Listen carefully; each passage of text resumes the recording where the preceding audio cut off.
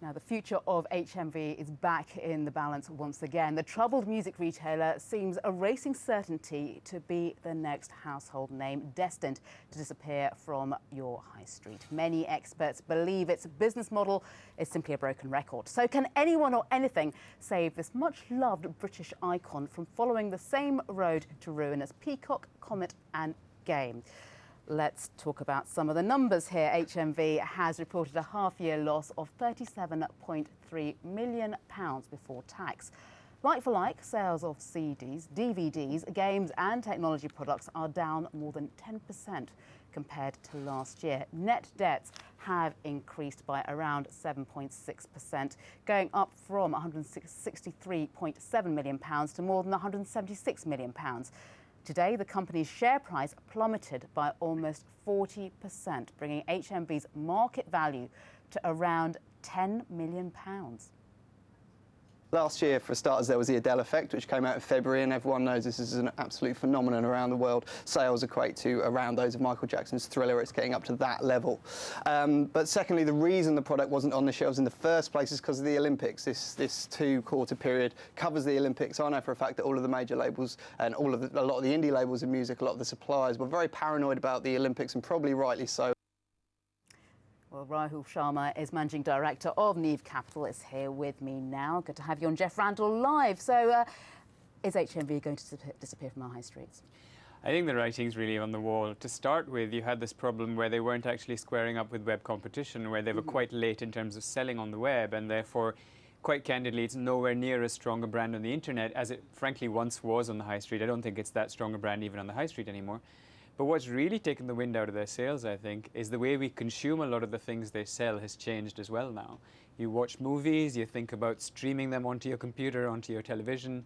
You think about music, you've got things like Spotify, once again, streaming, you know, almost taking out this whole concept of buying something physical, like a physical CD or a DVD to buy. And HMV's bet has been what? Games, for example. And games, again, the only reason why they've done reasonably well this year in games is because Game Group went bust.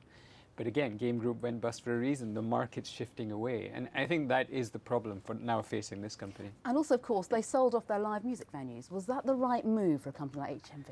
Well, I think, again, they realised this was coming in some ways, that they'd been quite late in terms of missing the strategic boat. And therefore, I think, unfortunately, what it became was the group had too much debt. And therefore, now they're having to sell off the family silver to kind of stay alive. But now you're quickly realising that what you were staying alive for is sort of slipping away from you as well, which is the core stores have a problem. So is there actually a place for HMV on the high street, or are we just hanging on to it for nostalgia's sake? I think this is a struggling, slow bleed, really. I mean, the problem is, unfortunately, all of their products have actually largely gone online. Now it's actually become virtual, the product itself has become virtual. And the sad thing is HMV never built a strong enough base for itself online. I mean, you think about Amazon as the first thing you think of, even now in terms of streaming, etc. You don't think of HMV. And if you think 10 years ago, HMV was the dominant player in terms of this space. They really should have created that spot. They haven't. It's intriguing, isn't it? I mean, just 3% of the web market, I understand, which is shocking. But you know, HMV have implied they're going to try and come to some agreement with their suppliers, but surely their suppliers aren't going to be up for this yet again. It's simply too risky, isn't it?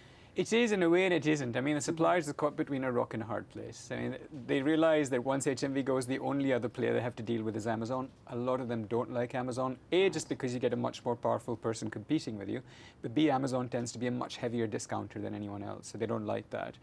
But yes, the support will ebb, also because the suppliers themselves are now seeing the whole idea of streaming and thinking that if I can stream, for example, through Netflix or Amazon, etc., it's a completely different income stream, a different profit stream. I don't need to rely on physical DVDs, for example, anymore. And that, again, kind of chips away at the chances of them supporting HMV indefinitely. And of course, we've had this shocking slide in the share price as well, valued at just £10 million. I mean, surely if you went to the Oxford Street flagship store and collected up all the stock, it would be worth more than £10 million. I think the problem is, you're right, the market value is next to nothing. That is the other tragedy of HMV in terms of trying to build up this live business and other businesses. This was a business that was net cash. They've built up almost 200 million of debt. All the value now, or rather not the value. I mean, the problem is that there is a lot of debt, which is what the market cap reflects. You've got way too much debt that the business can't really service. Rahul Sharma, it's good to have you with us on Jeff Randall Live. Thanks for joining us. Thank you. Coming up next on Jeff Randall Live, flying